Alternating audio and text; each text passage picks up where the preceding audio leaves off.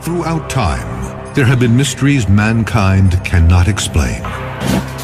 But advances in technology have led to new theories, and the search is underway for evidence that may unlock the most baffling questions of our time. On Mystery Quest.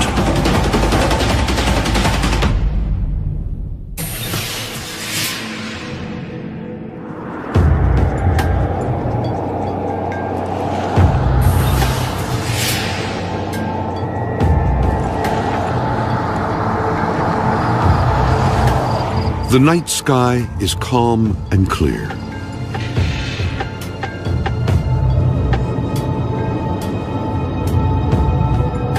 Across miles of desert, nothing moves, except one car with two men on a mission.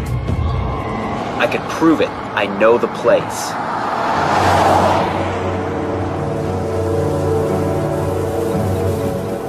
One, a physicist, is promising something shocking is about to appear.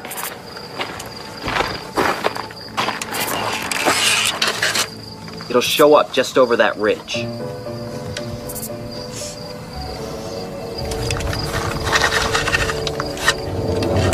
Then, right on cue, an object appears from nowhere.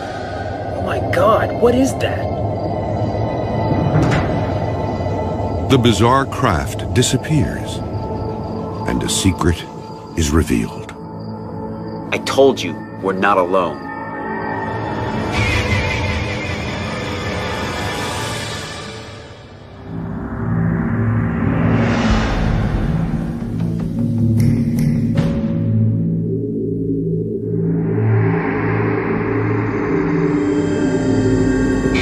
Questions about the existence of alien life have persisted for decades.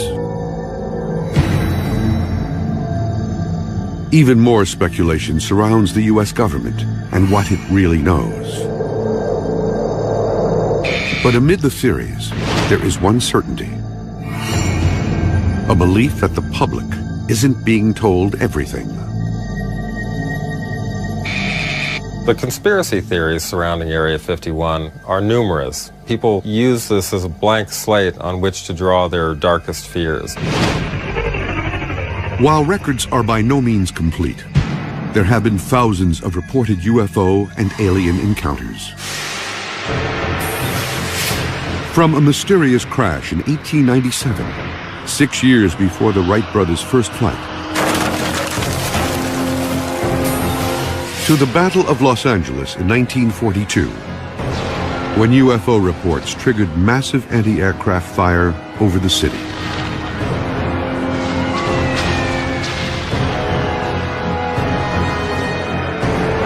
And the most famous UFO crash in U.S. history, Roswell, New Mexico.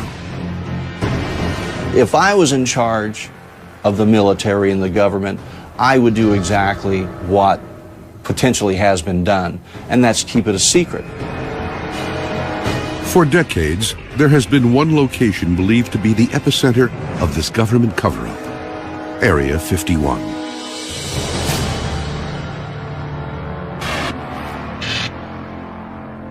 The military base is located in the midst of the Nevada desert, 85 miles north of Las Vegas. The name refers to a grid number found on an old map of the much larger site called the Nevada Test and Training Range. Built in 1955, reports of strange and unusual activity emerged almost immediately. Yet there is no official documentation the location even exists. Up until recently, it's been denied that it even existed, even though people knew about it. So that, to me, that's a mystery. Over the years, a portrait has emerged of this mysterious place. Many believe its primary purpose is a testing ground for the government's clandestine spy plane program. Today, Area 51 is very active. They've built new runways, new hangars. I mean, there's some 24 hangars there, so that's evidence that there's a lot of programs going on. Area 51 was created as a testing base for secret aircraft and secret weapon systems. That's all we know for sure, and that's all that the solid evidence is telling us. But others believe these secret weapon systems are simply a smokescreen to cover the real story. In 1989, details began to emerge of a program that went far beyond spy planes.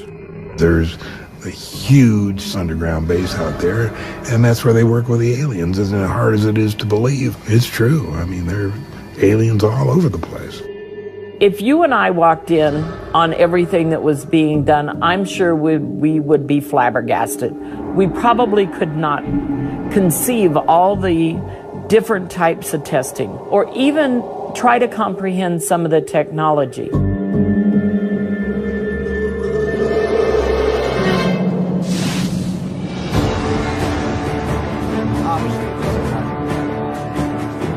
Now, Mystery Quest is mounting an investigation to try to find evidence of any government cover-up. The expedition team will look for physical evidence of UFOs in the desert surrounding Area 51. To do this, they'll search the sites of reported crashes. Pete, I think we found something here. You may want to come take a look at this. The science team will test recovered metal fragments and determine if they are from Earth or another world. What do we got? Mystery Quest will also talk to a former U.S. Air Force pilot who says the government is actively seeking to cover up knowledge of alien encounters. It's registered top secret. You can't tell your wife, you can't tell your commander, you can't tell anybody in the squadron. The team will also position cameras around the perimeter of the base and look for any anomalies that may appear in the desert sky. And use a powerful telephoto lens to glimpse further into Area 51 than ever before. Right, here it is. And our investigator will examine a new location to determine if the government has moved its alien operations.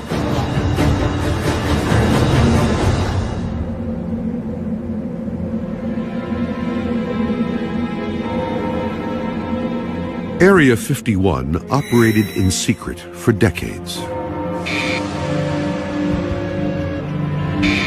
A lot of people think that there's UFO activity at Area 51, with good reason. I mean, because of such a secretive nature, and the cat was let out of the bag by Bob Lazar. In 1989, physicist Bob Lazar claimed that the government was testing alien spacecraft at Area 51. Bob comes by the house at night, and we're sitting over there, and he says, I saw a disc today. And I said, theirs or ours? And he said, theirs. John Lear, a retired airline pilot, is a close friend of Bob Lazar. Lear says Lazar told him he worked at Area 51, analyzing the propulsion systems of alien spacecraft. These spaceships could travel millions of miles an hour using a strange atomic substance called Element 115, a material which allows the craft to move through space by bending and drawing it around the ship. Space is a fabric. We think of it as a nothing, as just something cold or only containing one hydrogen atom per square meter, but it's actually a fabric. You can actually pull it. So you can go, if you could go 1,000,000 miles every 12 milliseconds, you can figure out that's pretty darn fast.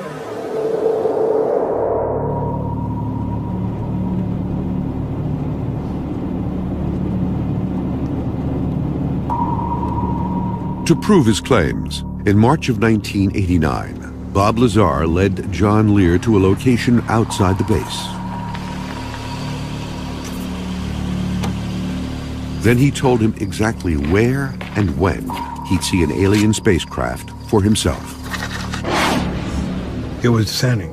It had come up and everybody says, there it is, there it is. But I could see the yellow and the goldish. It was radiating and it was descending. And I could see it getting close to the mountain.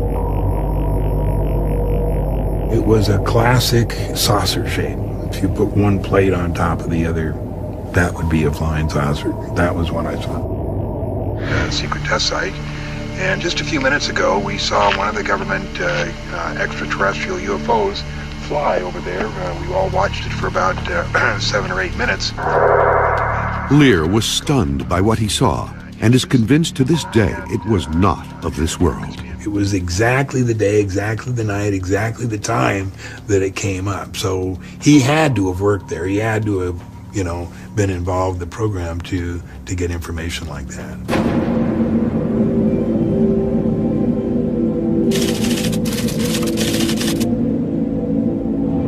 The expedition team is near Area 51 in an attempt to determine if what Lear and Lazar saw was real.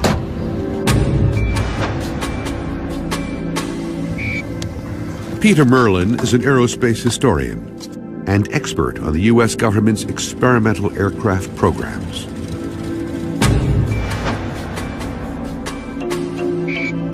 Mark Easter is the International Public Relations Director of MUFON, the Mutual UFO Network. MUFON is the world's largest civilian UFO research organization. Their first task is to set up camera traps that will continuously scan the skies for 48 hours, looking for any signs of activity.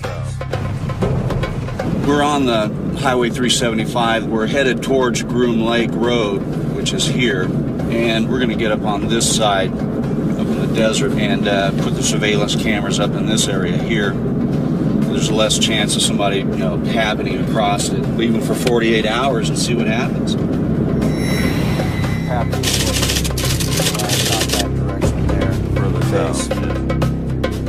Mystery Quest has obtained 3 specialized cameras to digitally record the skies above Area 51 for 48 hours.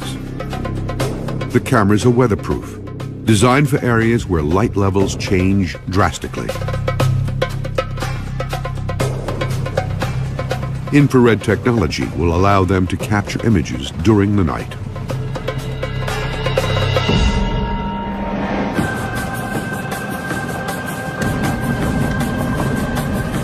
But penetrating a possible government cover-up is no small task. And almost immediately, the team's investigation meets resistance. Does it look like he might come this way, or is he going to stay put? I don't know. I don't know what's going to happen.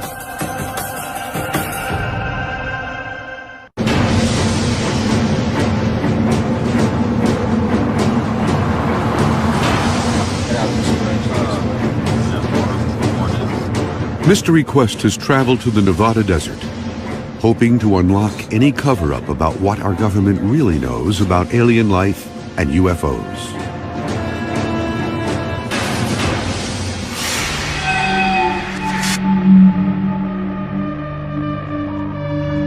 UFO sightings have been reported around the world for centuries.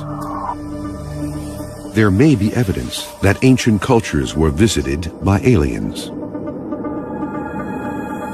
In Peru, giant figures of animals visible only from the air are etched into a high desert plateau spanning more than 50 miles. They are called the Nazca Lines, after the people who made them 3,000 years ago. Some believe they were ancient alien runways. The Nazca Lines are aerial guidelines to find a path to the Nazca Plain. These markings, which range from hundreds to several thousand feet long, show direction and regions where they could land and conduct specific operations. The period after World War II seems to have ushered in a new wave of UFO sightings.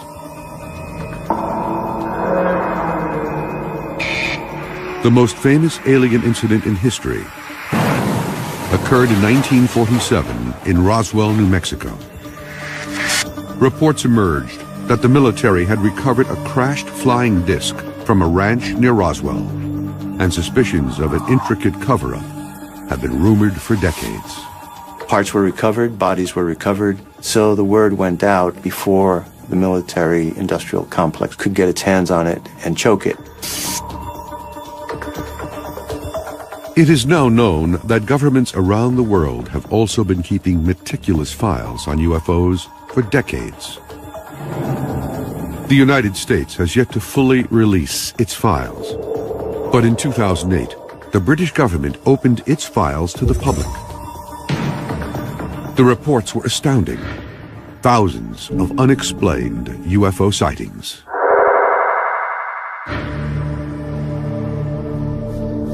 One of the most incredible incidents happened to an American Air Force pilot, Milton Torres.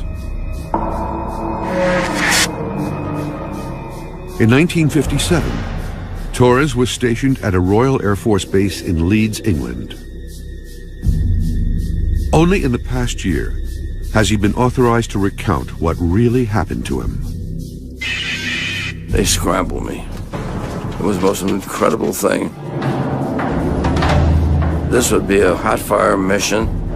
This meant he had orders to shoot down whatever was up there. And that would be cleared to fire, and I would select 24 rockets. Torres climbed to 30,000 feet. The clouds were thick, slightly obscuring his view. But the image on his radar screen was clear. The UFO was less than a mile away. It registered as the size of a football field. Yet it was zigzagging through the sky at an incredible speed.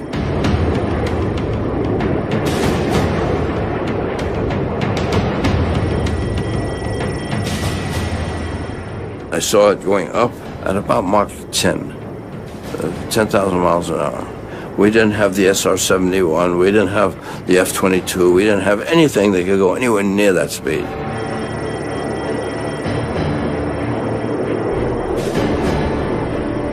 Then, suddenly, the radar image disappeared almost as quickly as it had appeared.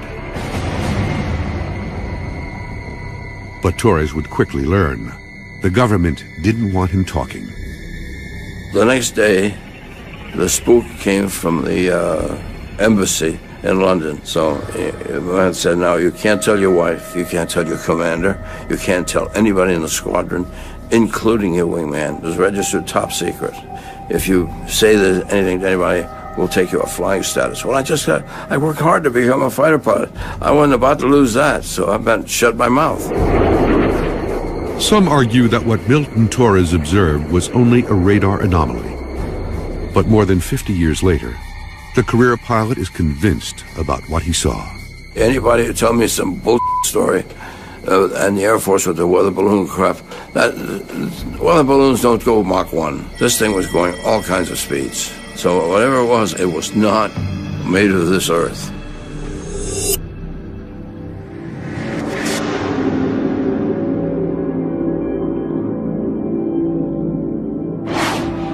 Speculation about an ongoing alien cover-up has raged for decades.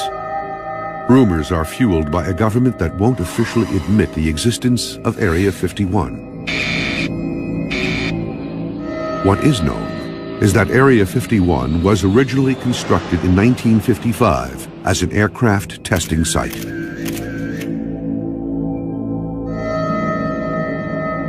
Today, satellite images confirm what appears to be a military facility. 24 buildings along with a 5,000-foot runway. Even the airspace around Area 51 is restricted. Even aerial surveillance is effectively impossible. Planes aren't allowed to fly over. There are reports that astronauts have gotten into trouble for accidentally managing to turn cameras down onto that area.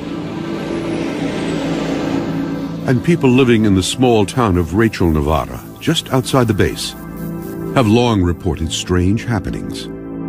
A local inn owner believes she actually saw something extraterrestrial. It was between 8:30 and 9:30 at night. The beam of light came through the back door, and it shot about 6 feet into the room. It illuminated the entire door jamb. In Area 51, do I know what's going on for sure? No. Do I believe there's all kinds of testing going on, not just aircraft? Yes.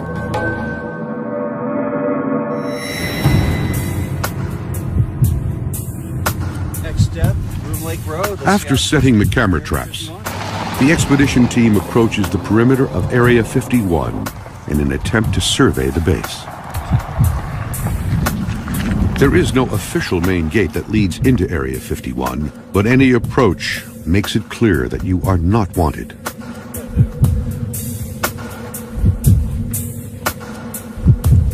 Yeah. What's that?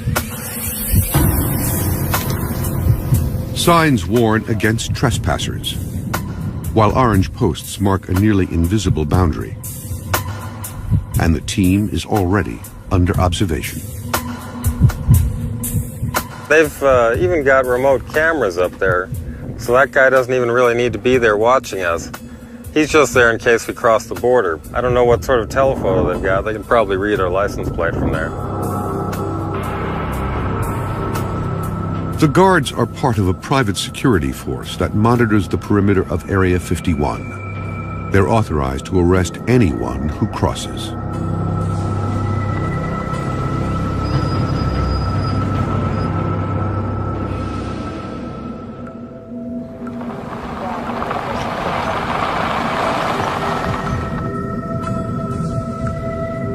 The investigators decide to test Area 51 security at another gate. Does he look like he might come this way, or is he going to stay put? I don't know. I don't know what's going to happen. He's just standing there looking at me right now, or looking at us.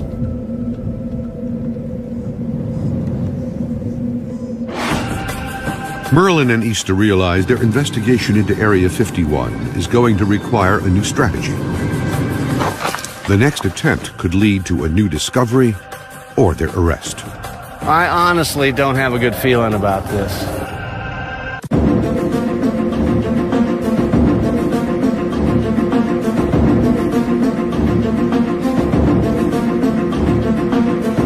Mystery Quest is searching for clues into the truth behind the U.S. military's most secretive base. Many believe the government is involved in a cover-up of recovered alien technology and life forms.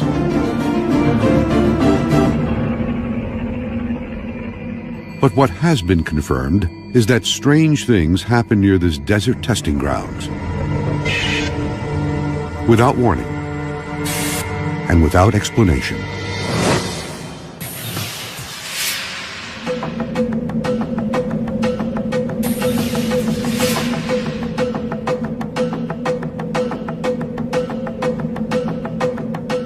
A young family sits down together for dinner. Suddenly, the walls begin to shake. Mommy! Oh my God! I think it's an earthquake!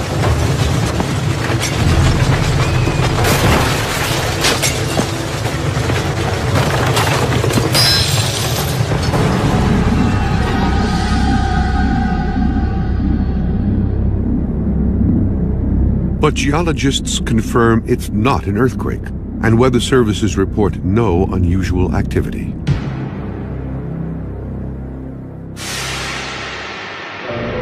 This mysterious wave is called a skyquake, but its origins are completely unknown.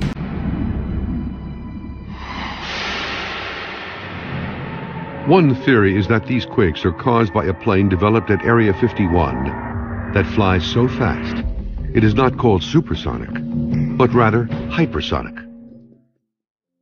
The government has never admitted it exists, but its code name is reported to be Aurora. The Aurora is one of the airplanes that has probably brought more people to study Area 51 than anything else. It was rumored to be something that could fly faster than Mach 5. Mach 5 is almost 4,000 miles per hour, twice as fast as any known airplane ever built. The rumors about Aurora were fueled by mysterious condensation trails that appear to be unlike any ever seen. Photographs show bizarre contrails, which consist of circular shapes evenly scattered throughout a line. People who believe in the Aurora project point to these sightings of these kind of mysterious contrails in the sky. They're sometimes described as being like donuts on a rope or pearls on a string. The idea is that the highly innovative propulsion system of the Aurora aircraft would produce this kind of characteristic contrail. The incredible abilities of the Aurora have led to speculation that alien technology must be behind such a powerful airplane. But conclusive proof of the program has yet to publicly surface. So far, in all the years since there were rumors about Aurora, there has never been any hard evidence such a plane actually exists.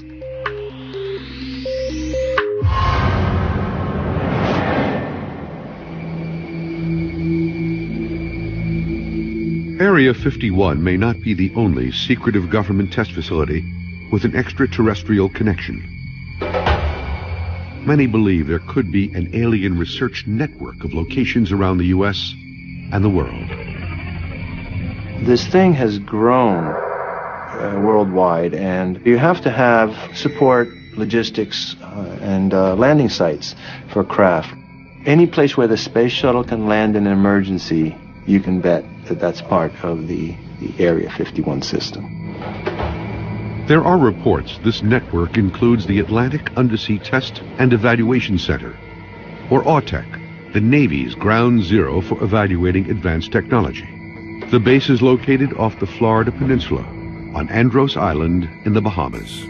They have a natural laboratory for the testing of submarine technology. And if you think of a submarine, you really will get a good idea of what a UFO is. Because a UFO is basically a submarine that can come out of the ocean, go into the air, and go into space.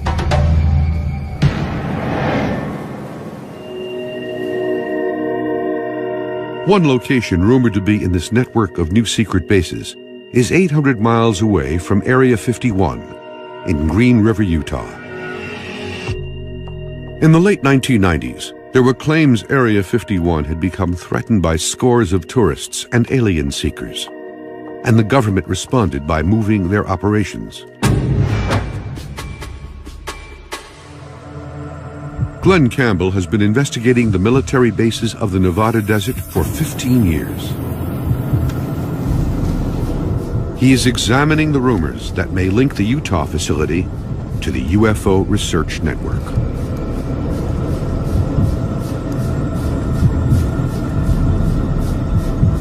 This looks like it. We're coming up on what looks like a gate. This is the main launch complex. This is the heart of this supposedly secret facility. I'm going to get out and check it out. The facility was once part of a huge missile test range called White Sands. Man, we got here just as a monster storm is blowing in from the west. This is what I think is the central launch complex. It seems to be in the center of the pads. I don't know what's in here exactly. They got this big old steel door.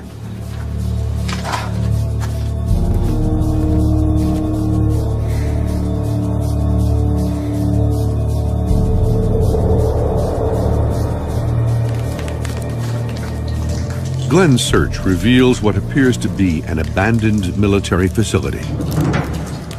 Debris and wires cover the ground.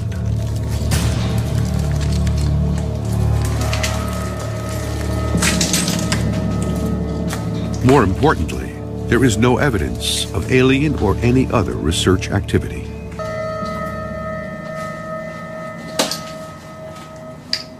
Now, there can always be one of those buildings where there's something secret, but the point is there's no infrastructure, there's no activity, there's no trucks coming and going, there's no people.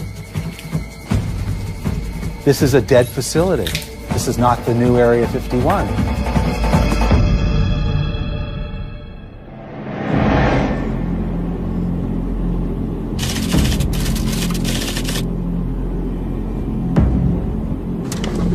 There is a belief that physical evidence may be lying in the desert.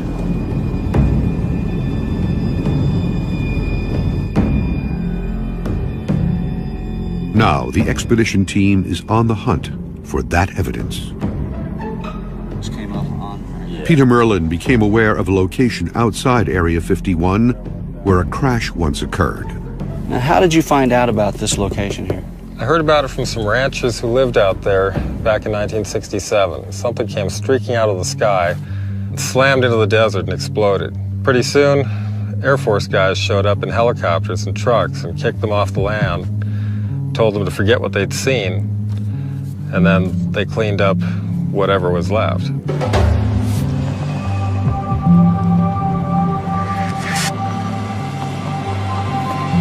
There was one piece they didn't find. Check this out. You ever seen metal folded like that before? I have not. I mean, that's incredible. The force, it must have been planted in the ground at extreme speed. I'm not sure what kind of alloy that is.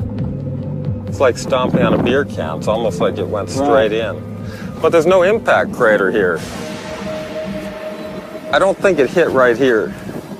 I think it hit somewhere else and parts went all over. The piece is too large to move for testing. The team decides to split up and scour the desert for smaller debris. What we're out here looking for, it's not just what might be aircraft parts, but you can't assume what you're looking for is man-made. You have to be open to whatever the case may be. Now, if it's a piece of something that I'm concerned about, I won't touch it unless we get a Geiger counter on it. The Nevada desert was the site of many atomic tests. Caution is paramount.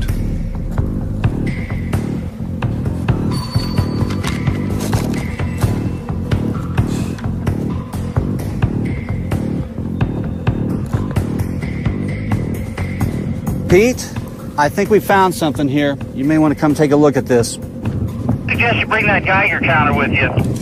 Will do. The twisted piece of metal is about 6 inches long, and small circles appear to be bolt or rivet holes. I think we're okay. Looks pretty clean. What do you think? It's very distorted. Looks like it's been subjected to a lot of force. It's clean. Well, this is definitely downwind from that piece that you found. It is. It's right along the flight trajectory. Now you can see it's got some form to this side right here, but jagged on this side. This definitely tore off of something obviously larger. I'm wondering about these holes, if this was from heat, or this is more of an exact hole. These are probably bolt holes, I would imagine. They will send the specimen they've gathered to the science team to try to determine its origins. Well, this is an excellent find right here.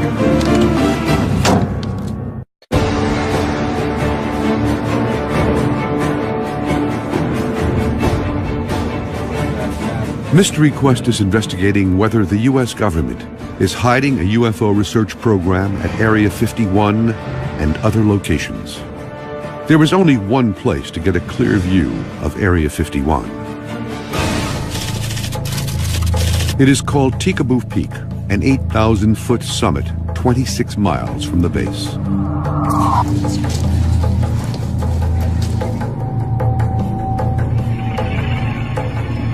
The team will be led by Glenn Campbell, who has led many excursions and is familiar with the hidden trail that leads to the peak. But this trek is different. Oh my God, now wow. That's a big lens. This is the largest telephoto lens ever brought to Tikaboo Peak.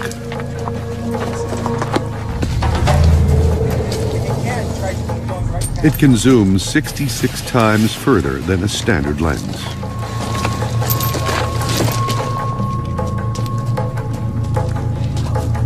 The team makes steady progress as Campbell leads the group to the summit.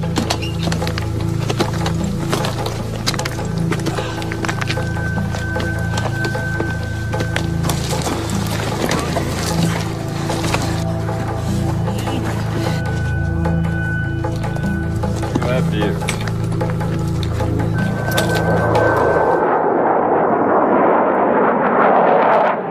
Suddenly, a fighter jet appears.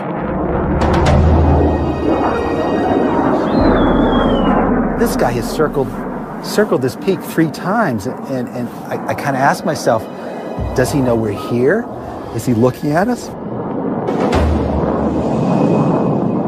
The jet makes repeated passes.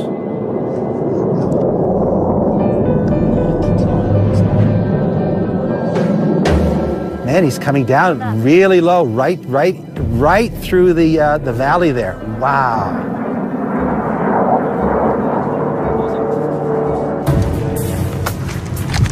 Then it becomes clear the government is scrutinizing the team's progress.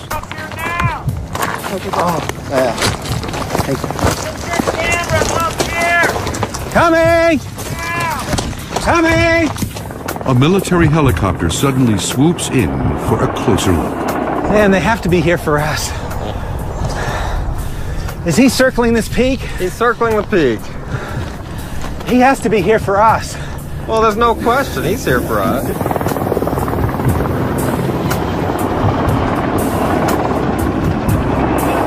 The helicopter is an unmarked Black Hawk-type chopper, often used by special forces.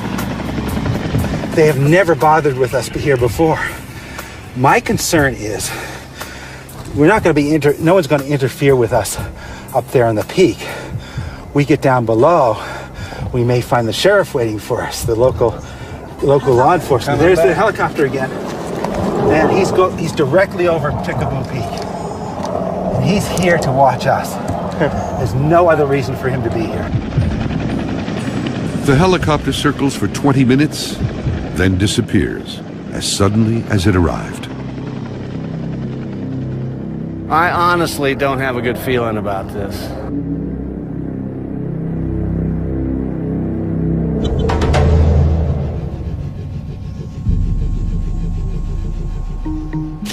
The science team has received the wreckage from the desert. Dr. Jerry Delaney at Rutgers University Lab will oversee the testing using an electron microprobe, a device that can determine almost 100% of the elements that make up any object. Dr. Delaney will test for anything extraterrestrial. There are very distinctive features that are the signature of the trip through the Earth's atmosphere. Anything that comes through the atmosphere, whether it's a stone the size of my thumb or a spaceship, is going to heat up and it can form a crust in some circumstances.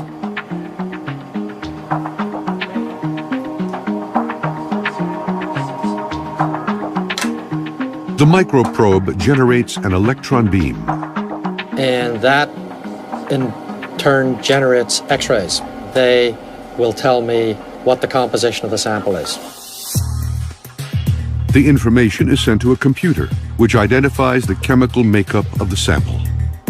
What do we got? Ooh, oh my goodness. Well, it isn't what I thought it was going to be. Having said that, it is a very typical terrestrial alloy. It's brass. This object looks as if it was something that was man-made, maybe a vehicle, maybe a farm equipment, maybe something military, I don't know. But everything about it says man-made, terrestrial.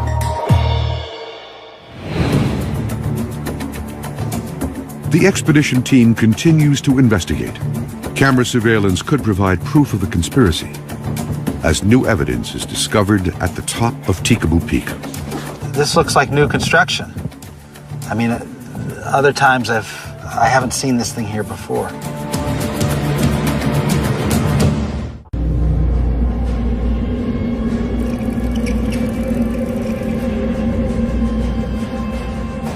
Mystery Quest is deep within the Nevada desert, trying to unlock the puzzle of extraterrestrial life at Area 51. This commercial aviator believes that the government is reverse engineering alien technology at Area 51. This Air Force pilot says he encountered an alien craft at 30,000 feet. And these researchers are trying to gain more information using an incredibly powerful high-definition lens to peer into the base. The team has climbed 8,000 feet to capture the closest images ever taken of Area 51. Surveillance helicopters and jets have buzzed the expedition and seem to confirm there is something the government does not want revealed.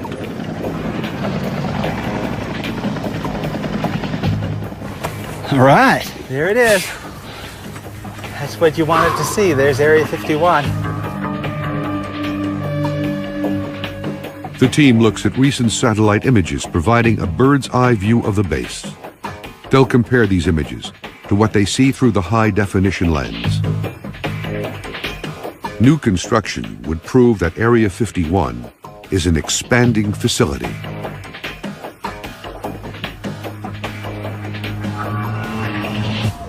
Well, we know what most of these hangars are for. We've determined over the years, okay, this is for the A-12. So the more we know about the base, the smaller the unknowns become. Right.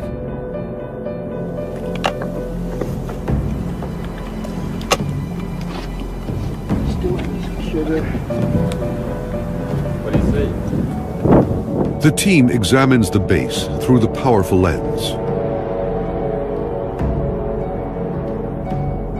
Multiple buildings and runways are clearly visible on the monitor. But no cars or people are observed. Then, Glenn Campbell notices something. This looks like new construction. I mean, other times I haven't seen this thing here before. Wow, what do you suppose it's for? Well, it's big. And what do they need a hangar that big for? Campbell spots a large hangar, which appears much smaller in the satellite photo. And something new implies a new program of some sort, doesn't it?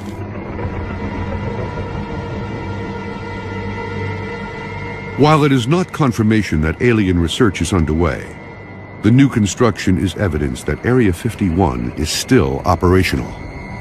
Do you have any insight with your background as to what potentially the future of what they're hiding here is?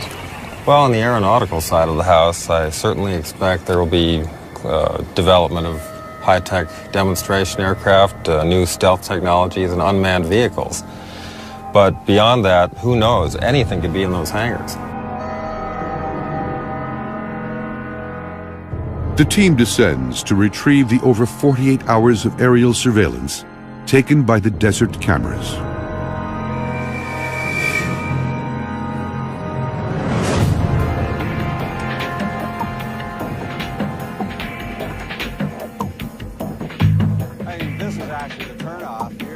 The footage reveals two possible sightings. In one scene, an object seems to appear, then quickly vanish in the sky above the ridgeline. In the second, a procession of lights drift near the horizon. But careful examination has revealed these anomalies are not evidence of UFOs. The first was determined to be a sudden cloud formation. In the second video, a series of lights appear on the horizon. However, after examining the evidence, the team concludes these lights are most likely headlights from passing automobiles.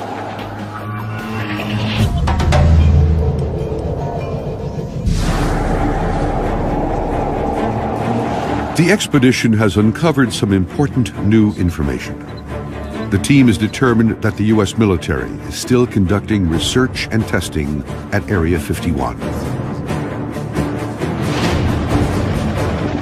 They also proved that the government will go to great lengths to protect the secret research they are doing.